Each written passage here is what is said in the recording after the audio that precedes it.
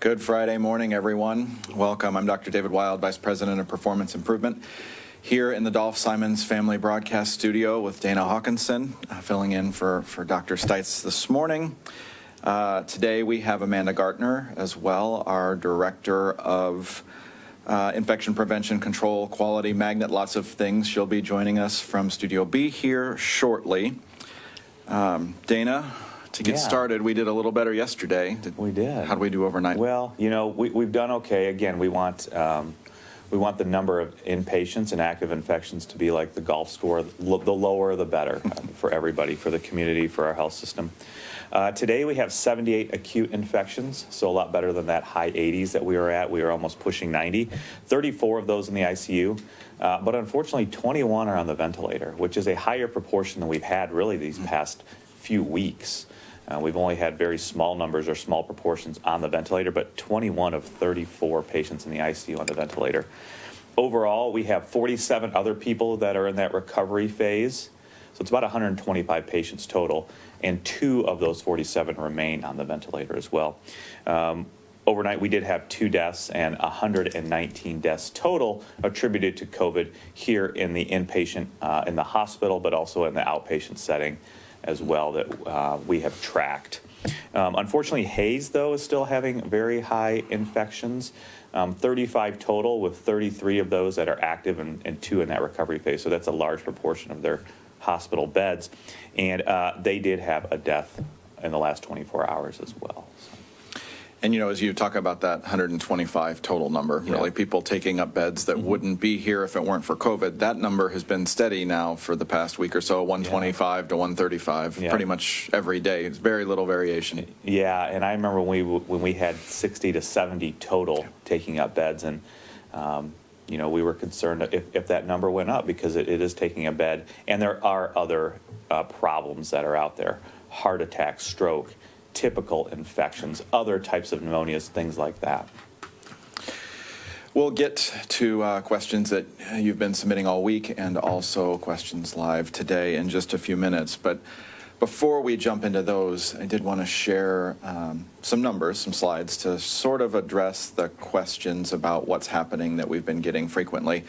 I'm not going to spend a lot of time on the first few. These are very, very similar to what you have seen before. Again, setting the stage. We know that as cases, the red line increases here nationally, so do the number of people needing hospital care, the blue line. We continue to climb. We have not yet turned a corner in slowing new cases per day, and we anticipate that the number of patients in the hospital will continue to climb as that curve, the new cases curve continues to increase. The next slide is the regional look. And the Midwest, you can see, remains high, over 915 cases per million per day on average, new cases in the Midwest region. The other regions continue to show increases as well, and that's concerning as areas that have seen very little spread over the past several months for whatever reason related to most likely to measures that have been put in place to mitigate community spread in places like the Northeast, for example, but everywhere now seeing a pretty rapid increase, that fall surge that we've been worried about, and definitely not turning the corner in any region, at least at this point. The next slide brings us back into the state level, looking at both new cases and hospitalizations. You can see the sort of shaded red bars in the background on the new cases for Kansas, showing that our number of new cases per day, the actual number each day, is very, very close now to that of North Dakota, which we've talked about as being sort of the epicenter, the worst of the worst recently. And you can see the slope of that red line for average number of new cases per day being nearly vertical for several days in a row now. Very concerning to us as we think about what's likely to happen over the next few weeks as it pertains to hospitalizations, which you can see on the right side, the hospitalizations, the per capita, per million residents for Kansas and Missouri, both continuing to climb and climb rapidly. The next 2 slides just address the metro area. This here showing the solid line being the average number of new cases per day in the Kansas City metro. This is the STAR data. Unfortunately, that little drop that it looks like you can see at the very far right, if we saw a version of this with yesterday's data, would show that this turned right back up, the highest number of new cases we've seen per day in the metro, driving up the average yet again. And as we move to the last slide, pay particular attention to the shape of this curve. This is the number of patients in the hospital in Kansas City for a core group of hospitals. So it's not the actual complete number. It's a group of maybe 8 or so hospitals, 10 hospitals that have been sharing this information every week since early March. We're doing a lot better job of having a good sense, sharing a good sense about what's happening in all of our hospitals now, but we've only had data for about 8 since March. In any event, the shape of this curve looks exactly like the shape of the curve of new cases. And so as that line continues to increase for new cases in the Kansas City metro area, we expect, really without any doubt, that the line or the curve of the line for those in the hospital will increase as well. And finally, so that's maybe to set the stage, right? That says we continue to be concerned. We are not seeing the number of new cases in our community change. We know that the hospital impact is going to continue to grow. And that sets the stage for the rest of our conversation for today. Before we get into that, lots of questions recently about the demographics of October and November deaths. And so this may actually feed some more questions, but here are some statistics for you, the numbers. So total for October and November, for those patients that were admitted to our hospital here in Kansas City, we've had 22 deaths.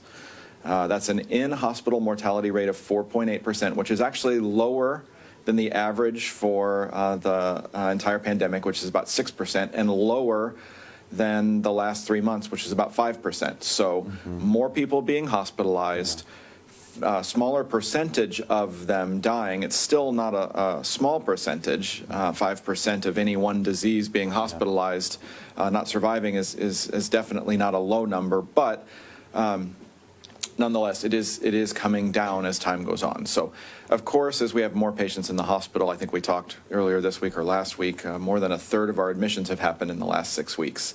A third of the total admissions to the hospital since March have happened in the last 6 weeks. As more people get hospitalized, even a decreasing percentage, right? 5% of a bigger number is still a larger number of actual deaths, and we know we've shared that story. The average age of those not surviving here is 64. 100% of those patients that have died in the hospital have needed ICU care or have been in the ICU at some point in their stay. This is one of the shocking numbers for me. 16% of those patients that did not survive had no coexisting disease when they hit the hospital. So we continue to talk about the fact that this is not just a disease of the elderly, not just a disease of those that have chronic disease. We're seeing the same patterns show up in the morbidity numbers as well.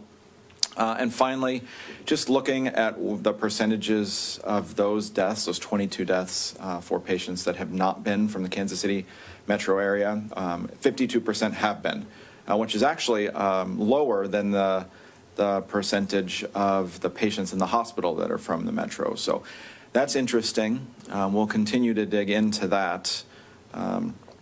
That's likely because a larger percentage of those coming from outside of the metro are being transferred here because they need very specific ICU level care. That's my explanation at this point, but we'll continue to dig into that to understand if there's anything else we need to share to make sure you're all aware of. So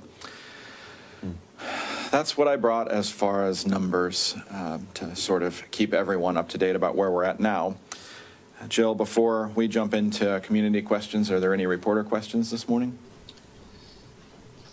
Hi, good morning. Cody Holyoke with Channel 9. How are you today? Doing well. Hi, Cody. Hi. We've seen a number of articles recently, great news about vaccines from all these drug makers, specifically, though, about kids and how, because of the vaccine process and the trial process, they're not being tested necessarily on children. Would this mean, just for the layperson, that children would not be able to get this coronavirus vaccine right away, or that more study would be needed? How does that work?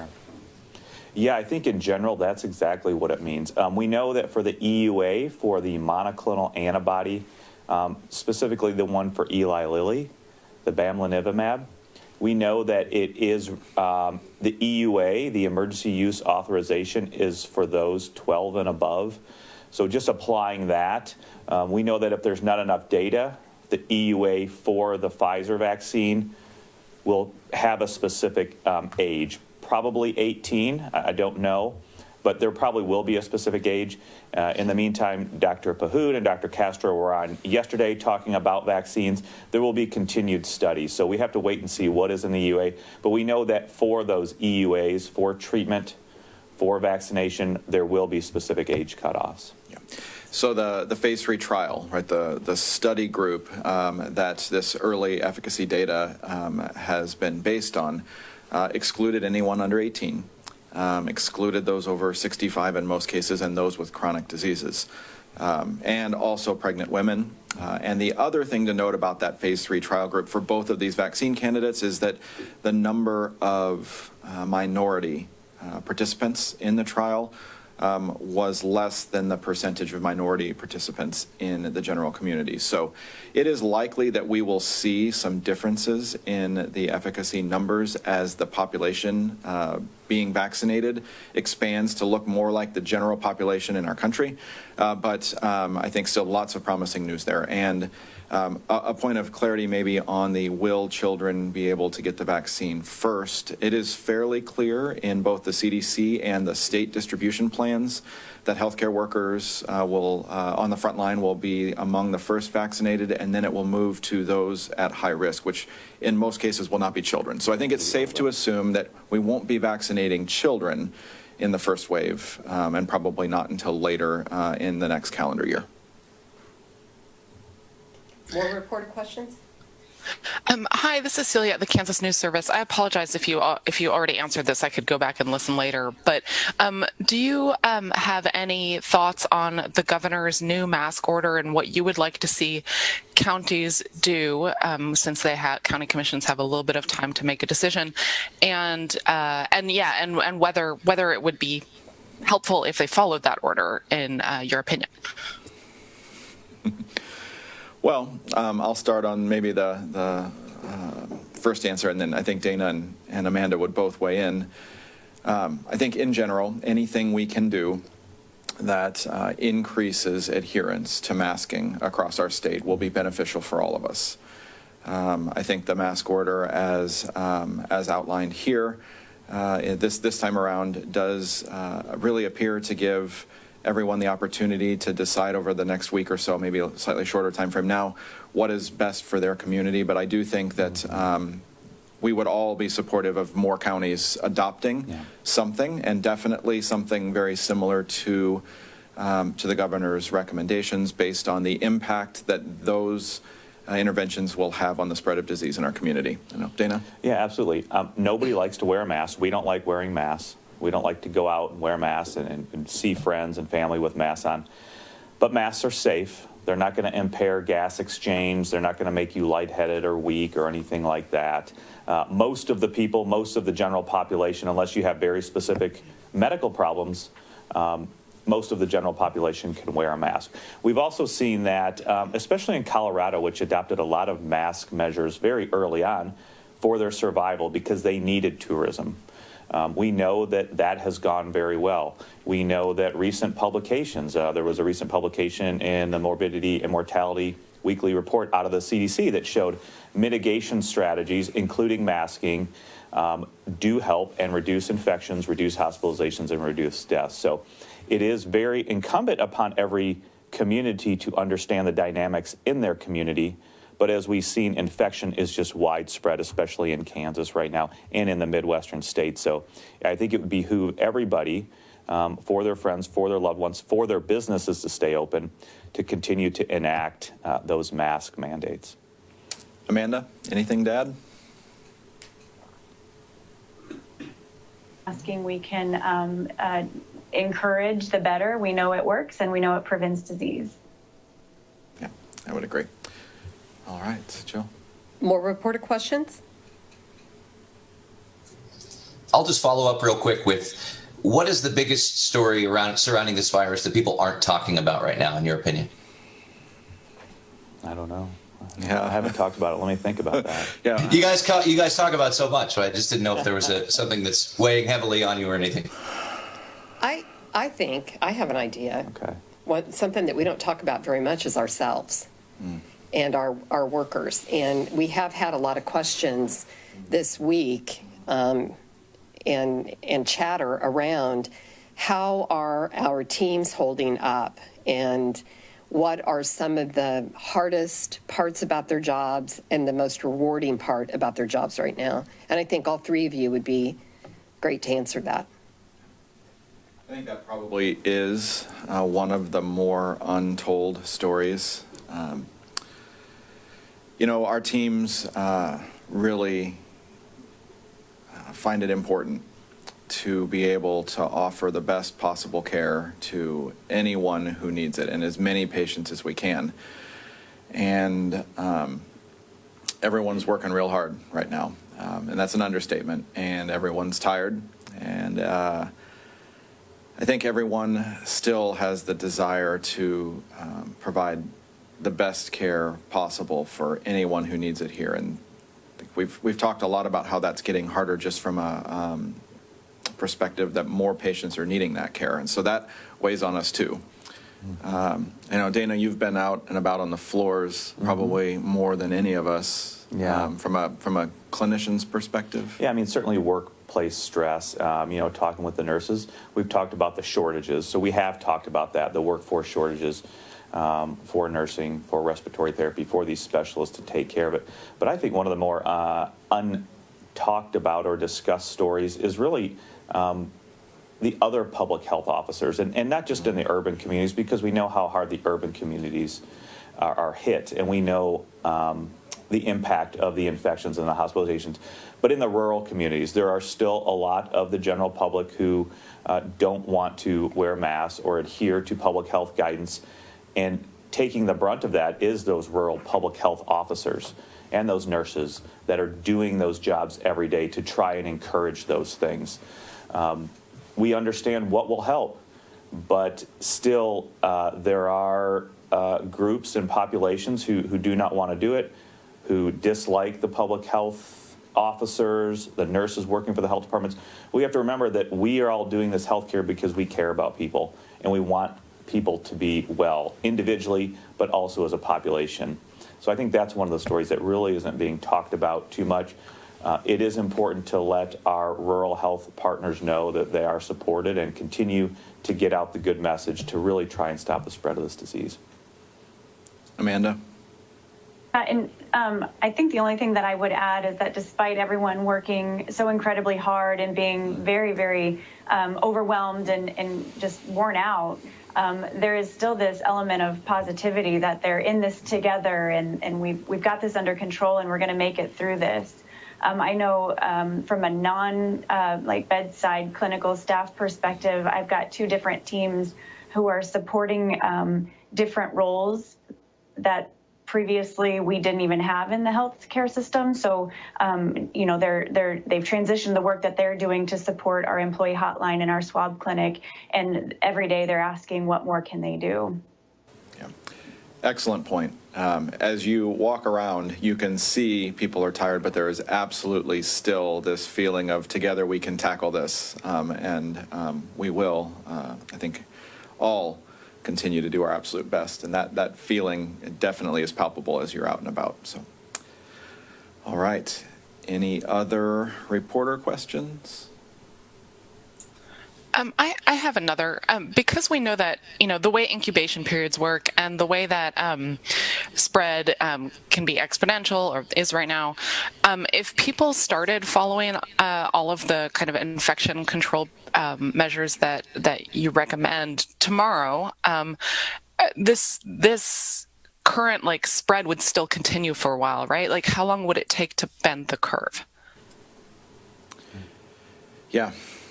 So you're right. An incubation period means that the infections that we are seeing test positive now are from interactions most likely 5 to 10 days ago, maybe a little longer, but most likely 5 to 10 days ago. So we have seen repeatedly that it takes about 3 weeks after any change in behavior to begin to see a reduction in new cases. So a little while from now, and of course, what happens in the middle of that 3-week time frame? Thanksgiving. And what happens 3 or 4 weeks after that? Christmas. And it's the reason we continue to harp so much on the importance of doing everything possible to mitigate spread at those times as well, because it sure looks like it could be a setup for things to be much worse than they are right now if we don't change what we do and change pretty rapidly. Yep. Yeah, I would agree.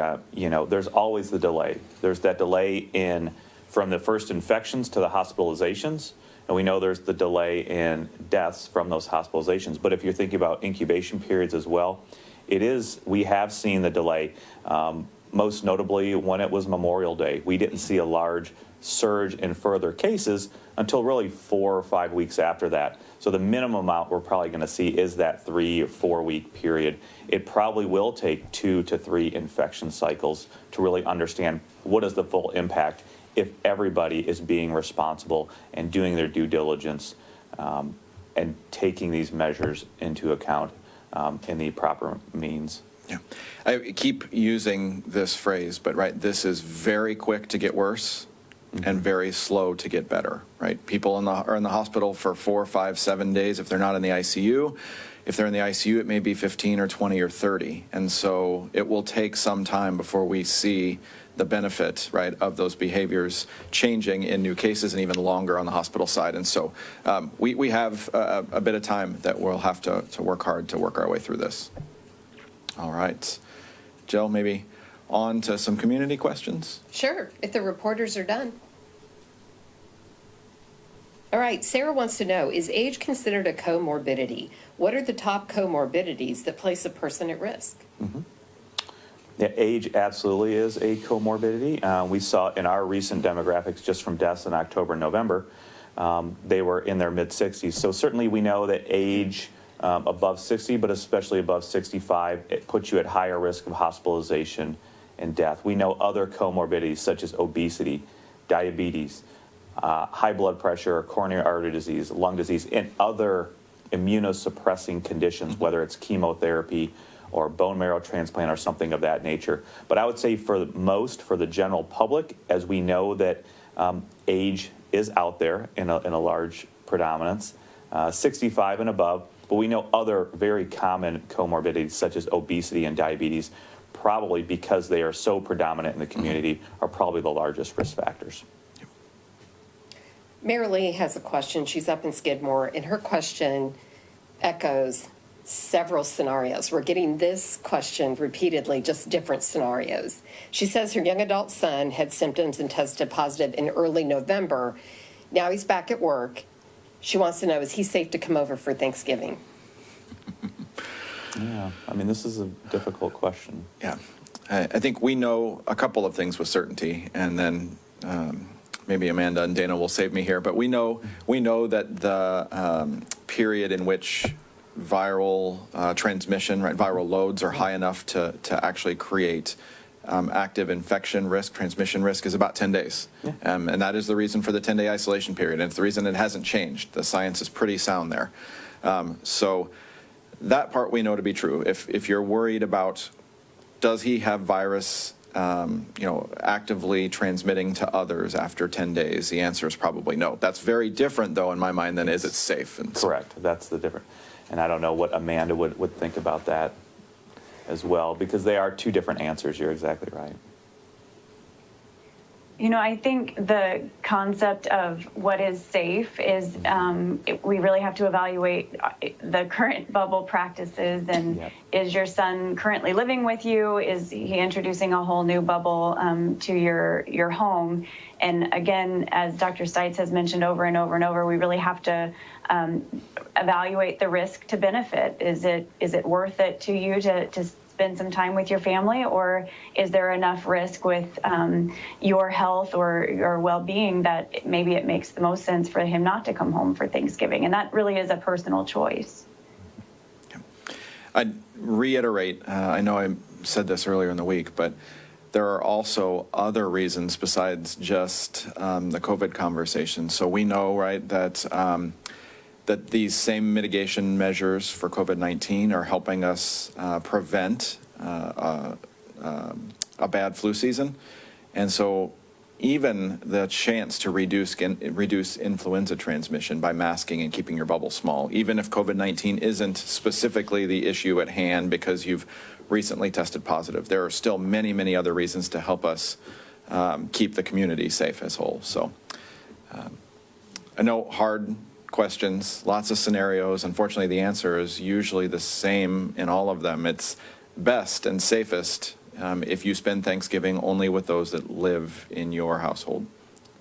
And any other addition from there, short of maybe circumstances where everyone has quarantined for 14 days before you get together, offer some degree of risk. And so I think the safest answer remains, the best advice we can give you is spend Thanksgiving with those that live in your household.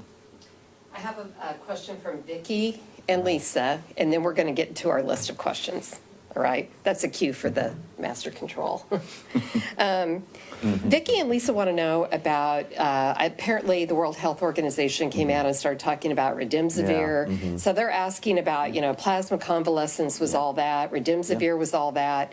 I think they're kind of wondering, what's happened with that and monoclonal antibodies? Are they going to be all that? Yeah, that's a good question. I'll tackle the first one. Plasma certainly looked like it was possibly beneficial. There was some signal from the large Mayo studies that people did improve or not progress to severe disease.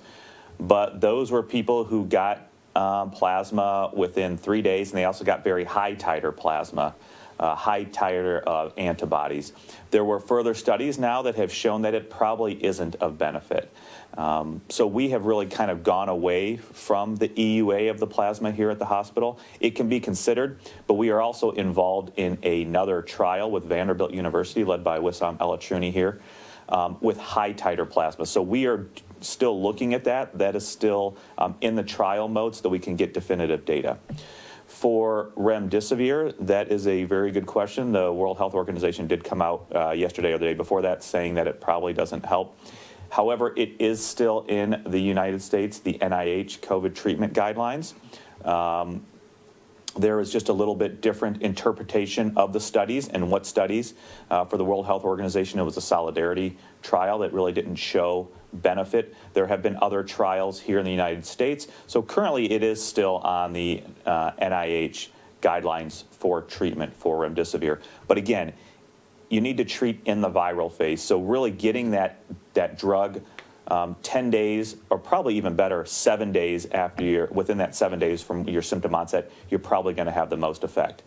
There still are studies ongoing, so we will change as the data directs us to. For the monoclonal antibody, that is still being studied. We know that one of the major causes of the EUA getting approved is that phase 2 trial, so very early preliminary data.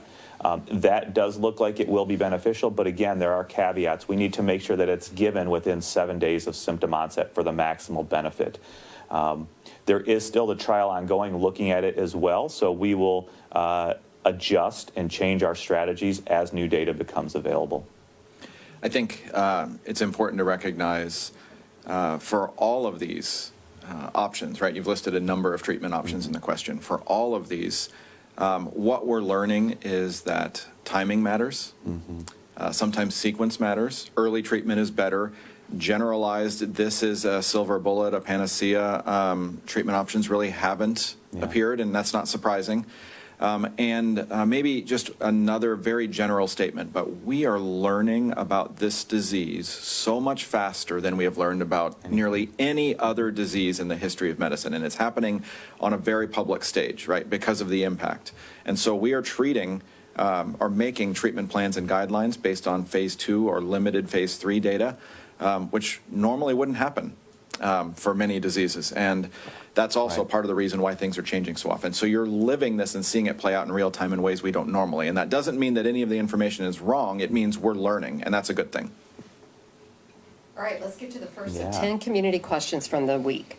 Why don't you think spread is happening at schools when staffing is way down due to COVID-19?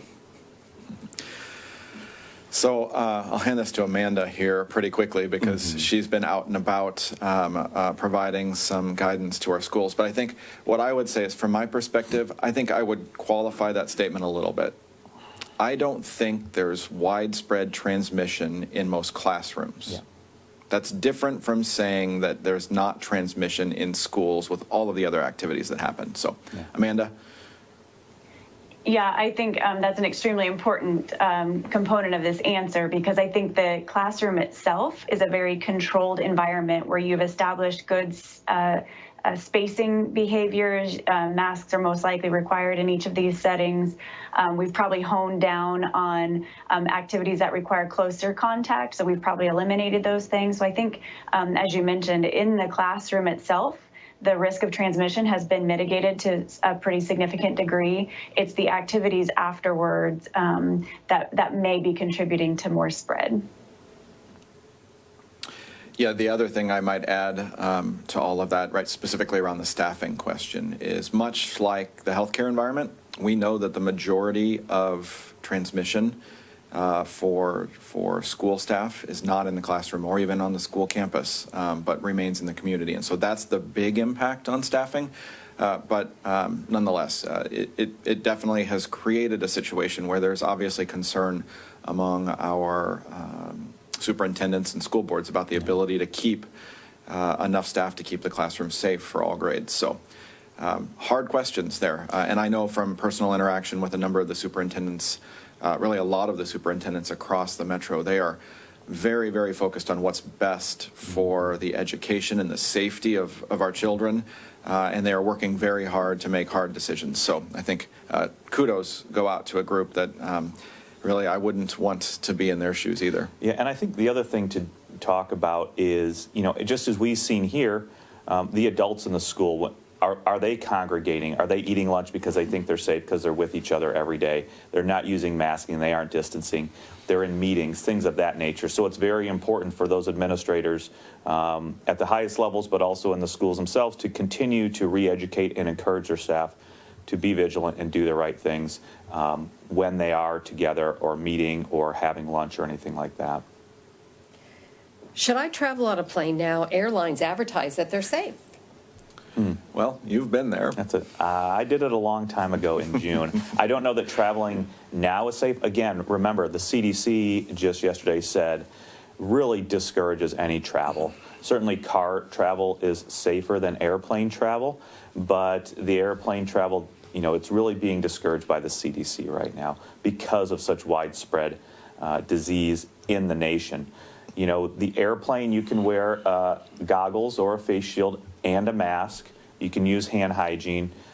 You are going to be in that airplane. From what we've seen, based on other articles and publications, that it could be pretty safe, but you are also in the airport with other people. You are interacting with a lot of people.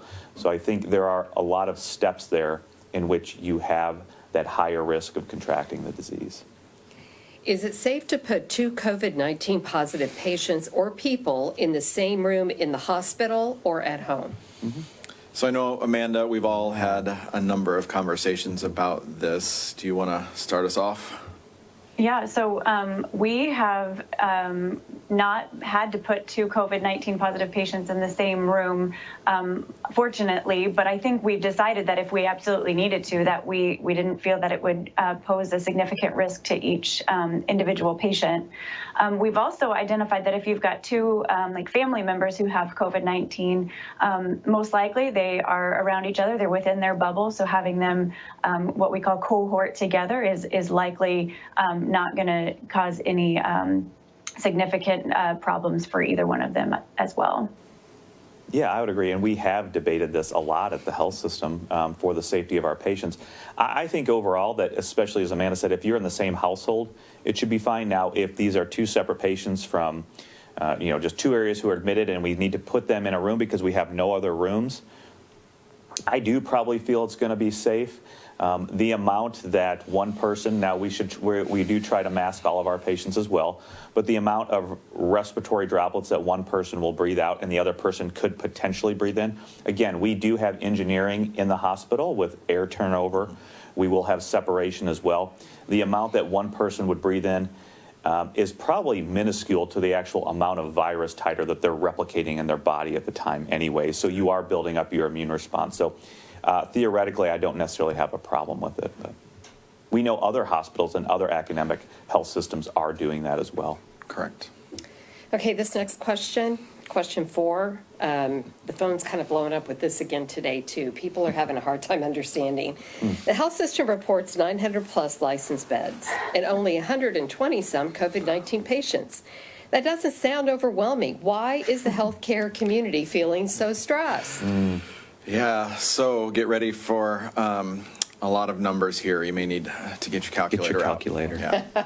So, Amanda will undoubtedly help me out here, but I'll start by saying licensed beds in a hospital doesn't always equal the number of beds that we can use for adult patients right now. So, for example, our licensed bed number includes semi-private rooms, 2 beds in 1 room on a number of our units. We're not using them that way right now, and so, as we mentioned, primarily in an attempt to say we want to be as safe as we can for as long as we can. If we have to use those rooms, we will, but that takes 50, 45 or so beds offline.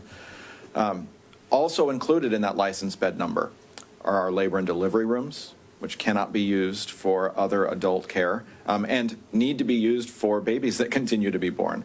Our nursery, our NICU, our pediatric rooms, and over 100 behavioral health beds on our Strawberry Hill campus and our Marillac campus, all included in our licensed bed number. And so those beds are not designed to be used to take care of medical needs or surgical needs, and they really aren't able to be used. Not only are they not designed, but it would be very hard. They don't have oxygen and suction and monitors in the same way. And so there are a lot of beds that come off the line from the perspective of what's available for COVID patients just from that.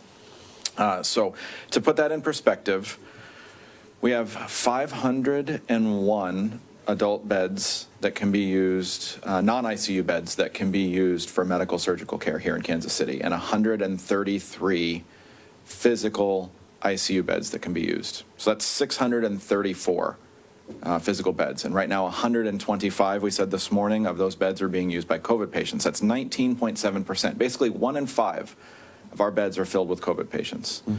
And actually, we've then added a significant number of beds. There are 700 and some odd, 703, I think, or 713 patients in our hospital this morning at 7 o'clock total. We have more patients than we have beds today.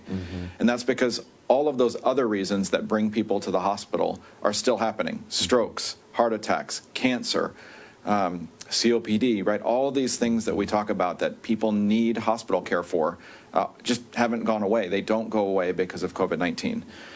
And so we put those things together, 125 patients in our hospital that wouldn't be here on a normal day if there weren't COVID, plus all of the patients that are already here, more patients than we actually have physical beds available for adult medical surgical care.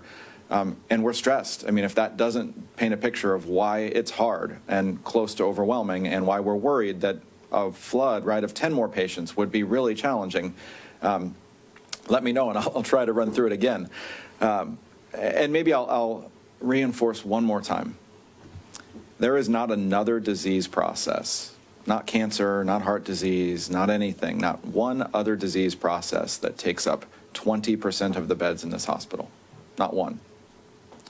And we have never had a flu season, for example. We continue to get that question. Well, right, you know, how is this different from a bad flu season? The H1N1 flu season, right? A bad flu season requiring a lot of hospitalization never had 125 patients needing to be hospitalized at the same time.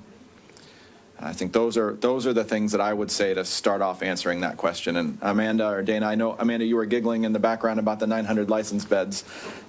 Anything I missed or anything you want to correct me on? I'm laughing because the light keeps shutting off back here, so I'm just sort of sitting in the dark. But I think you made the point that I was going to mention is that it's the 120 additional beds that we don't normally have to account for. And that's really displacing the other patients who have other illnesses that really need hospital treatment. And that's where the stress is coming from. It's delaying surgeries that need to be done or just having medical conditions that we are having a hard time placing these patients. And that's not just within our community, but David, as you know, the transfers in that need the acute care that we can provide here, we're having a difficult time accepting all of those patients as well. All right, question 5. I thought my mom was having a stroke by the sounds of her speech over the phone, but tests showed it was foggy brain from COVID-19. We never would have guessed that. Can you list the primary symptoms you're seeing with patients now? Yeah, without knowing the details of that, I don't know. We would probably say encephalopathy here as a medical diagnosis. I'm sure that she was worked up with MRI or CT scan of their head, possibly even lumbar puncture.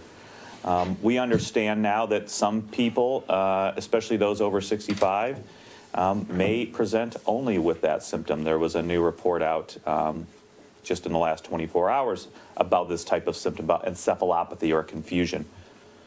I know that myself, I saw a patient who was over 65, obese, diabetic, really presented only with that, with encephalopathy. Got better after a couple weeks, but really never needed oxygen or anything like that. As far as symptoms go, I think for the acute phase, that viral phase, I think the most common symptoms we're seeing is aches, fevers. Because they're having those, they're coming to the hospital because they feel so bad. Maybe some cough and shortness of breath. But then if you're coming to the hospital now later, also with those early symptoms, loss of taste, loss of smell, things like that, things that we've all heard about. If you're coming in later in your disease process, after that 7 days or so, that 10 to 12, 14 days, you're probably going to have more cough, shortness of breath, just an inability to get good oxygen, fatigue, things of that nature. But I have a patient up on the floor right now with a bone marrow transplant. Really isn't coughing or shortness or short of breath at all, but yet can't get the oxygen that he needs, and so he is on high flow oxygen for that. So it really varies, but those initial symptoms I think are what we've all heard about. The fever, fatigue, muscle aches, maybe cough and shortness of breath early on, loss of taste, loss of smell. Later on, it's certainly going to be more of the cough, the shortness of breath, the difficulty to get air, and just not feeling good. But we know that other symptoms such as this foggy brain or encephalopathy can occur as well. All right, next question. With the increasing rate of COVID-19 patients in the hospital, how do you determine who is admitted and who goes home? And to add to that, we're getting questions today on, are people waiting too late to come, and is that why they're ending up on the vent and not doing well?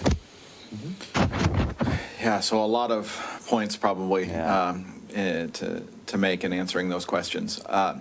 So first, the determination of who gets admitted to the hospital likely hasn't changed. Nope. Maybe since April. I think early in March, as we were seeing the first patients, there might have been some people admitted who we wouldn't admit now. But for the most part, admission to the hospital is criteria. Yep, the same criteria, and at most places, right? You're not getting admitted because you're positive for COVID-19. You're getting admitted because you need treatment for symptoms associated with it, and so.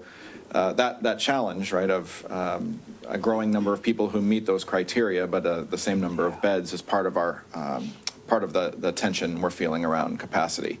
As far as who goes home, we know across the country that there has been a push to send people home when they still have some symptoms, because we need to do so to make room for those who have worse symptoms, and so. An example of what I mean by that is there are plenty of places that are sending people home on oxygen who were not on oxygen before they came in. Normally we think of oxygen, as being something that maybe patients with chronic lung disease, COPD, or pulmonary hypertension need in their home, not someone who had a pneumonia, like COVID, viral pneumonia. But now it does appear that may be something that becomes more frequent as we need the beds. So a little bit of maybe nuance or difference there from where we might have been before. I don't know that we're seeing a whole lot of that here, but we know we've heard about it. Yeah, absolutely. There are admission criteria, and what do those admission criteria entail or start with?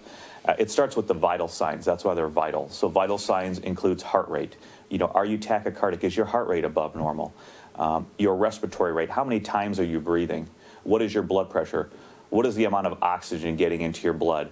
Those are major criteria for looking at somebody if they need hospitalization or not. And just as Dr. Wild had said, That hasn't changed. If you need admission to the hospital, you need admission to the hospital. And just giving oxygen is probably not the best thing. So we certainly try to send people home if they are otherwise stable and don't meet admission criteria. But if you meet admission criteria, you are not going to get sent home. What do you think of the study? Oh, no, sorry. If you have symptoms that tested negative, should you be retested? If yes, how long should you wait? Good question. Yeah, I'll offer up a first answer of, well, I think it depends. If the symptoms are the same and not worsening, maybe there's less value in retesting. If you have new symptoms, definitely be retested, even if it's the next day. Yeah. And that's the hard part. I would say the best answer here is contact your healthcare provider and be very specific with your answers to questions about what symptoms are we talking about. Are they same or worse? Is anyone in your household having those symptoms? Have you had contact with someone that's known positive? All those things will go into forming an answer.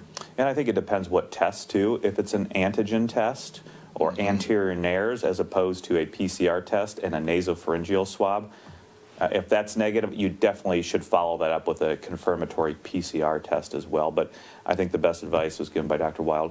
Contact your healthcare provider. Or if you don't have a regular doctor, try to contact the local health department to look for some guidance on that as well. I want to squeeze in a question by Lauren, and then we'll do the final three. Laura is saying that my niece who works outside the home and lives with my 80-year-old mom is setting up a schedule for Thanksgiving with family members so that they can come and visit mom one at a time and eat. What do you think about that? Is that safe? Amanda? Hi. People are getting creative. You got to get. They are being creative, but I think we have to really focus on if these are folks who are not normally in interaction with your family, it still is posing a risk. And so whether you have one person at a time or whether you have 10 people all in the same room, it's really a matter of, are you planning to wear a mask, maintain that social distance, and really reduce the likelihood of any kind of infectious transmission. So I think that could be a creative solution, but it doesn't mean that now you are kind of free to interact like you normally would. You still really have to be very cognizant of if you have any symptoms or if you don't feel well, don't go around other people. If you always wear a mask to the degree that you can and maintain that social distancing, good hand hygiene. So those infectious pillars or infection prevention pillars are still really important. And, I think in my opinion, is it safe? I think the safest would be to maybe do a Skype or a phone call, which is not at all what people want to hear right now. But I think there's too much risk of exposing that many different bubbles to one another. Yeah, I would say, the person that, while that plan would do a good job of managing risk between the multiple families coming, mom still just had interaction with 10 people. Her bubble is expanded, right, greatly by that, unless, of course, there are people who are already in her life on a daily basis. But I would think that, the person probably at the highest risk, just based on age, would be mom, depending on how old mom is. And that probably should suggest that keeping mom's bubble small is probably equally or more important than any of the other people. Yeah, I would absolutely agree. I think, we'd start as what is the definition of a contact, 10 or 15 minutes within 6 feet or more. I think there are understanding that, there are things you can do to reduce the risk. The risk is never reduced to zero. So meeting outside, if you can be 8 to 10 feet apart, masking is important as well for that. Those things are very important. Keeping the time, if it's just to come say hi and be with somebody, keeping that time to 10 minutes or less. Those are things that you can do to help reduce the risk. The risk will never be zero, but we want to keep everybody healthy, but trying to mitigate that risk of catching the disease is the important thing. This next question is something we got asked by a lot of people. What do you think of the study that shows immunity after COVID-19 might last a long time, even years? Will that be the same for people who get the vaccine? So what do you think of the study? And I think it's a very good study. It was done here in the United States, I believe. I think out in the West, California, UCLA, or something of that nature. or maybe it was Cedars-Sinai in New York. Nevertheless, it's a good study, but what we have seen throughout this is different studies. Mostly, all of the studies have been with antibodies. So they show antibody levels that are rising, declining, staying stable. We've looked at studies from SARS-CoV-1 infection as well that showed antibodies. This study, I think that you're referring to, really talks about the actual cells that produce the antibodies, the B cells, but also the other component of the immune system, the T cells, which help to clear and destroy virus-infected cells in our body. I think it's a good study. We have just seen a lot of heterogeneous results from all of these studies. One study does not guidelines make or change in practice. So I think it's very interesting. It is, we're very optimistic from this, but we still need more real-life clinical experience as well as more studies and more data. We hope that it will be the same for the people who get the vaccine. However, we do anticipate that people will probably need a yearly booster of this vaccine or whichever vaccine is out there. I don't think we know that yet because the vaccine hasn't even been released. But I think most people, most experts do anticipate at least a yearly booster for the vaccine as well. What is the percentage of staff at the health system who are either COVID-19 positive or out waiting for test results? Great questions. There's been lots of stories lately about the number of healthcare workers that are out. A good story around Mayo Clinic, I think, catching a lot of attention lately. And so I did pull yesterday's numbers. We'll have this morning's. We update every morning just a little bit after 9. But yesterday there were a total of 466 employees that were either out on isolation. 206 of them were out on isolation, meaning they were positive. And that's a 10-day isolation period. So that's not a new number yesterday. That's the total number out. And another 201, I think, were out for, 260, I'm sorry, were out for tests being run or waiting on results. So they were either symptomatic and being tested yesterday or were waiting their results. So that's a total of 466, as I said. If we consider that our workforce in just Kansas City alone is about 13,500 people, that's right around 3.5%, which is far less than that in the general population, which is good.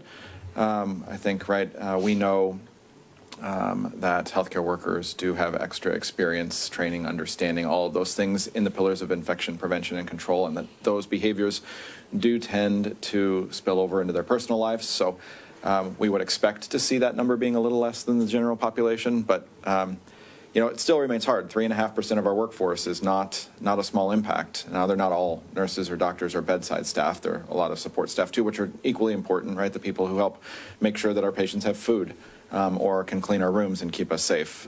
So very real impact. It's not a huge percentage, but we definitely feel it. Amanda, I know your team works closely with those numbers and patients as well. Anything to add? Yeah, I think it's important to add the piece of how they are getting it. And almost always they can identify a situation in which they are pretty certain it was a community-related activity. Maybe they went to a restaurant or they ate in close proximity to someone else without a mask on, and it really isn't related to the patient care that they're providing. Yeah, absolutely. Great point. We continue to reinforce that. In our employees, in our workforce, we still find that the most common scenario for spread or transmission in the healthcare environment is actually in the break room, and that was repeated in the evidence from the Mayo Clinic study.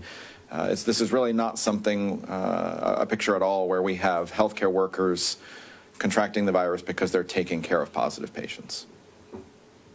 Final question for today. What are your thoughts on taking vitamins to protect against COVID-19?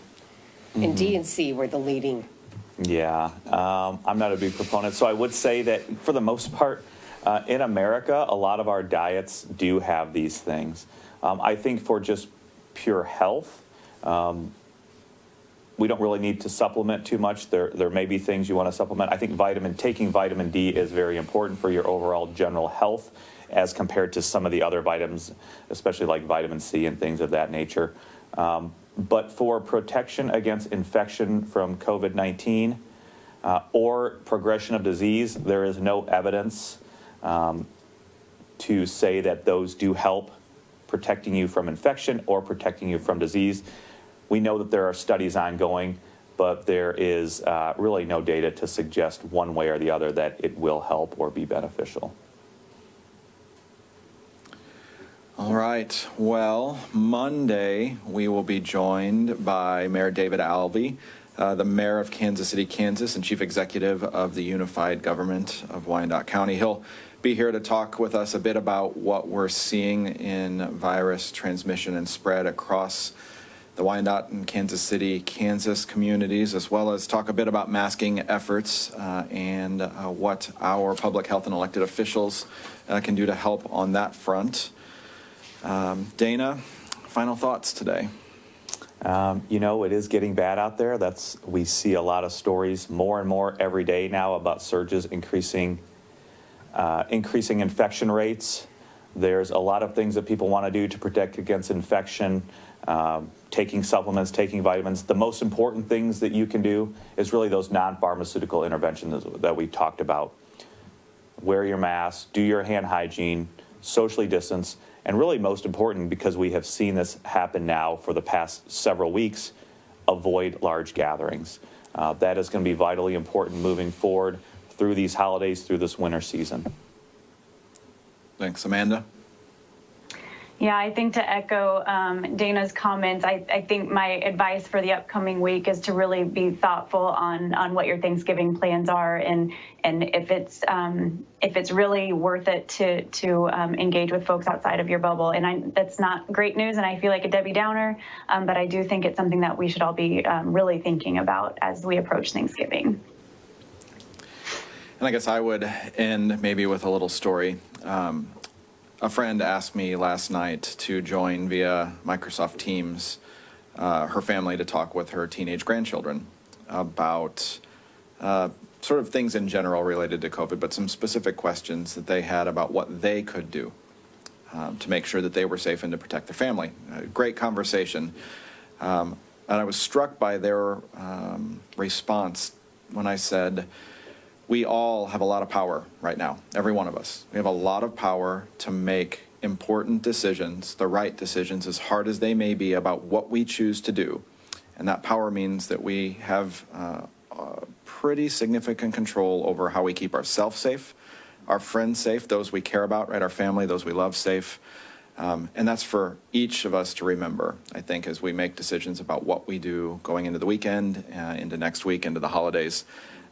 And seeing these young adults really watch that sink in. Hey, wait a minute, I have something I can do. I am not sort of at the mercy of all this. I'm not being told what to do, but instead I get to choose. I have the power, I think was pretty impressive. And so those two young adults know who they are if they're out watching this morning. Thank you for that. And I'd offer that same story to each and every of you. Each of you, we have the power. Each of us has the opportunity.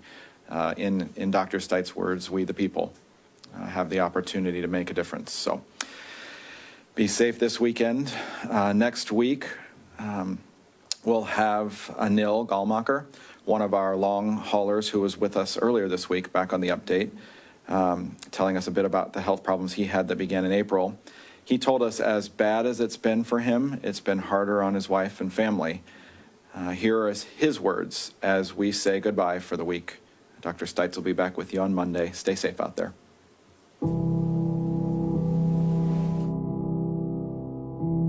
I firmly believed that as healthy as I was, I wouldn't get it. It wouldn't affect me.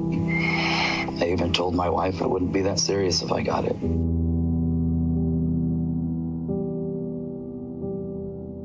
The last time on the way to the ICU, my wife was watching mile markers and where we were at from Wichita to Kansas City because she didn't think I'd make it all the way this time. She was waiting to see where she'd have to call for help.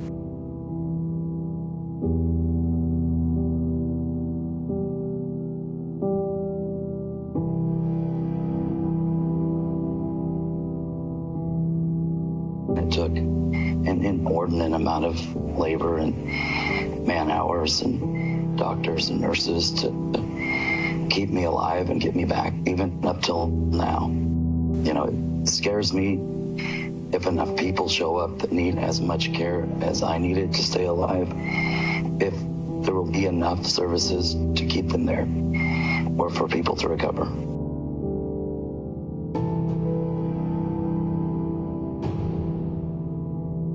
COVID didn't care what I believed, you know, it was there and it was waiting, you know, and I gave lip service to being careful, and I could have been more careful, and I wish I would have been.